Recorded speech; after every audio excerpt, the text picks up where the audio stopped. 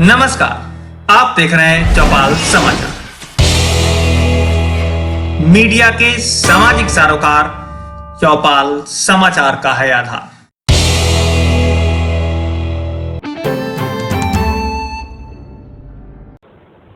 नमस्कार, चौपाल समाचार की खोज खबर में आप सभी का स्वागत है। आज चौपाल समाचार की खोज खबर टीम पहुंची है मुजफ्फरपुर जिला के कांटी विधानसभा क्षेत्र में, जहां पर आज हमारे साथ बैठे हैं इसी विधानसभा क्षेत्र के फौजी विमल कुमार। पहले भी इन्होंने भारतीय सेना में इन्होंने अपनी सेवा दी है और 16 साल इन्होंने सेवा देकर रिटायर होने के बाद फिर ये समाज में यहाँ पर सहयोग करने के लिए आए हैं और कई सामाजिक गतिविधियों में इन्होंने बढ़ चढ़ कर हिस्सा लिया, जिससे बहुत सारे काम हुए हैं इस विधानसभा क्षेत्र में। और आगे आने वाले समय में ये विधानसभा चुनाव 2020 में एक प्रत्याशी के रूप में आने के लिए अपनी तैयारी कर रहे हैं और उन्हीं मुद्दों पर हम इनसे बात करेंगे कि कैसे ये कांटी विधानसभा क्षेत्र में अपने उम्मीदवारी को रखेंगे और किन किन मुद्दों पर ये अपना काम करेंगे, कैसे इस कांटी क्षेत्र का विकास होगा। तो विमल जी, आपका बहुत बहुत स्वागत है हमारे चौपाल समाचार के कार्यक्रम में। नमस्कार, आपके पूरी टीम को बहुत बहुत धन्यवाद। जहाँ तक कि कांटी विधानसभा की बात है और कार्य की बात है, तो सबसे पहले हमारा मुद्दा रहेगा मुख्य रूप से कि जो राजनीति दलाल हैं, कांटी विधानसभा के अंदर राजनीति दलाल को खत्मा करना। और मैंने सेना से रिटायर होकर सर्वप्रथम मैंने यहाँ देखा कि जिस कार्यालय में गया वहाँ पे राजनीति दलाल अगर राजनेता के रूप में अपने आप को मान रहे हैं और भ्रष्टाचार में लिप्त है, तो मैंने अपना जो है सो प्रण किया कि राजनीति में आकर ही राजनीति दलाल का खात्मा किया जाएगा। और उसी का मुद्दा है, मेरा मुख्य मुद्दा है कि राजनीति दलाल को ही खात्मा करना, जिससे कि समाज का विकास हो सके। जी, बहुत बहुत धन्यवाद आपका। हम ये जो कार्यक्रम है दर्शकों को बता दें कि यह कार्यक्रम 5 से 10 मिनट का होगा, जिसमें आप सभी बने रहें और देखें कि कैसे ये कांटी विधानसभा क्षेत्र में अपने सहयोग से विकास करने वाले हैं। इनका पहला मुद्दा जो है वो भ्रष्टाचार मुक्त कांटी होना चाहिए, जिस पर ये काम कर रहे हैं और उन्हीं सब बातों को लेकर हम आपके साथ बने रहेंगे 10 मिनट तक। और सारी जानकारी जो कांटी विधानसभा क्षेत्र के अंतर्गत इनके द्वारा की जाने वाली है आगे का कार्यक्रम, उसके संबंधित जानकारी आप तक पहुंचाएंगे। आप सब बने रहें और देखें कि कैसे हम लोग यहाँ पर ये बेसिकली विमल जी एक कांटी में काम करेंगे। तो विमल जी, सबसे पहला प्रश्न है आपसे जानना है कि आपने जो फौज की नौकरी की है उसके बाद आप यहाँ अपने समाज में आए, तो क्या क्या सहयोग आपने अभी तक समाज में किया है जो हमारे दर्शकों को बताना चाहेंगे? जी, हमारे जो है सो अपने अगर हम बोले तो फेसबुक के माध्यम से जो हमारा फेसबुक पेज है उस पर जाके जितने भी हम कार्य किए हैं वहाँ पे आप देख सकते हैं। तो इस जिला के अंदर में अगर बात करें साधारण से क्वारंटाइन अगर हुआ है तो सर्वप्रथम हम सैनिटाइज कराने वाले और करीब 26 या 27 मार्च को मैंने अपना काम शुरू कर दिया था। उससे पहले ज्ञापन देकर जिलाधिकारी महोदय को और मैंने परमिशन के लिए अप्लाई किया और 27 तारीख तक लगभग हम कार्य शुरू कर दिए। दूसरा नंबर चीज़ है कि यहाँ पे कार्य तो जितना किए तो किए, हम आने के बाद सेना से आने के बाद मैंने देखा कि जिस कार्यालय में गए वहाँ पे दलाल पूरे पर्याप्त है और जनता का कार्य नहीं हो रहा है। क्योंकि मैंने आके छोटा मोटा अपना खुद भी, क्योंकि अगर बात करें कि सेना का आदमी, तो सेना का आदमी कोई राजनीति में इंटरेस्ट नहीं लेता है, लेकिन यहाँ आने के बाद मैंने भी वैसा ही किया कि छोटा मोटा रोजगार किया और जिस कार्यालय में गए वहाँ पे दलाली की बात तो मैंने अपने ऊपर लेकर देखा कि मान लीजिए कि अगर सेना के आदमी का भी अगर दलाली से बात हो रहा है तो कहीं ना कहीं जनता बहुत परेशान है। और मैं उससे परेशान होके राजनीति में आने का प्रयास किया और उसमें निरंतर मेरा लड़ाई जारी रहेगा। लड़ाई का अर्थ है कि मेरा राजनीति दलाल से लड़ाई जारी रहेगा और राजनीति में आकर मैं उनका खात्मा करूंगा। जी, तो अभी तक आपने ये सब काम किया है। आप ये कोरोना के बारे में बताया कि अभी कोरोना की जो महामारी आई उसमें आपने बहुत पहले सैनिटाइजेशन का वर्क आपने स्टार्ट करवाया। तो अभी आप ये बताएं कि जो कोरोना की महामारी में वस्तु स्थिति आज है कि संख्या बढ़ती जा रही है, इसमें कई सारे कारण हैं, जिसमें आप देख ही रहे हैं कि सैनिटाइजेशन वर्क भी बहुत बड़ा महत्व रखता है कि नहीं हो रहा है या और काम। तो अभी जो कोरोना की महामारी है उसमें अब आपका क्या स्टेप होगा जिससे कि आपके जो कांटी विधानसभा क्षेत्र में है ये सुरक्षित लोग रह पाए अब वर्तमान समय में?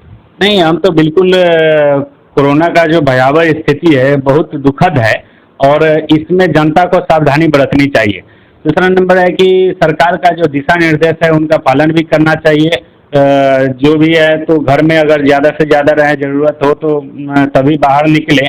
अभी मान लीजिए कि अनलॉक हो रहा है, लेकिन फिर भी जनता को प्रयास करना चाहिए कि जो जितना काम है उतना ही बाहर निकले और सरकार द्वारा दिए गए निर्देश का पालन करें। मास्क लगा के रहें, साफ सफाई बनाए रखें, सैनिटाइज अपने आप को करते रहें। ये सब चीज़ करने से बचा जा सकता है। जब तक कि अपना वैक्सीन या इसका दवा ना आए तो सतर्क रहें, सुरक्षित रहें, अपने घर में रहें। जी, तो आपने ये बात बताई, सतर्क रहें, सुरक्षित रहें, बहुत अच्छी बात है और ये दुनिया मान रही है। आप दर्शकों को भी कहना चाहेंगे कि आप इनके द्वारा कही गई बातों को ध्यान से सुनें और अपने जो समझदारी है उसके अनुसार कमेंट भी करें कि हम आपके यहाँ फिर इनसे पूछकर वो सारे प्रश्नों का जवाब भी दे सकें। जी, तो हम ये बात जानना चाहेंगे कि अभी आपने भ्रष्टाचार की बात कही कि आपके विधानसभा क्षेत्र में बहुत सारे भ्रष्टाचार की बात सामने आई है, लेकिन उसके अलावा कांटी के विधानसभा क्षेत्र में और किन किन समस्याएं हैं जिन पर आपका ध्यान आकृष्ट हुआ है? जी बिल्कुल। मान लीजिए कि रोजगार, सबसे पहले कि एक व्यक्ति को अच्छे से जीवन यापन के लिए रोजगार महत्वपूर्ण है। तो रोजगार का क्षेत्र एक मान लीजिए कि छोटा सा चीज़ है कि अपने उत्तर बिहार का हमारा मानना है कि बहुत बड़ा उद्योग है जो एनटीपीसी कांटी थर्मल पावर के नाम से जाना जाता है।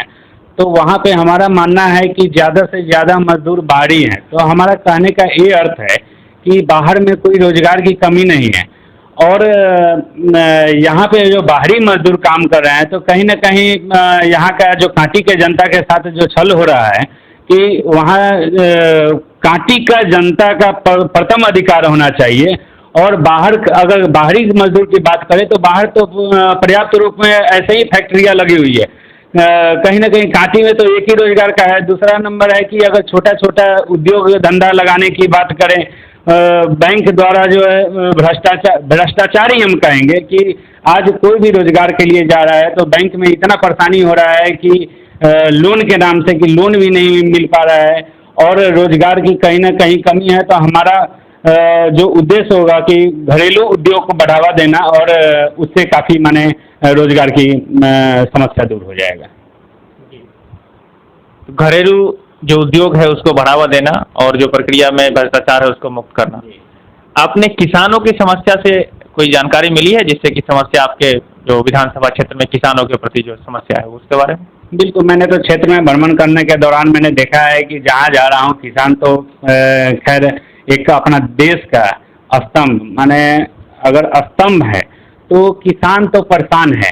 किसान का एक तो प्राकृतिक आपदा कहें और सरकार की तरफ से भी बोझ से दबा हुआ। किसान का राहत के लिए कहीं भी बात अगर किया जाए तो राहत के माने प्रचार प्रसार बहुत ज़्यादा है और राहत के नाम से उसको कुछ भी नहीं है। तो किसान कहीं ना कहीं दबता ही जा रहा है, वो अपना जमा पूंजी लगाता है और घाटे में के सौदा में रहता है। तो कहीं ना कहीं उस पर भी ध्यान दिया जाएगा और हम हर एक संभव हम कोशिश करेंगे कि समस्या का निदान हो जाए।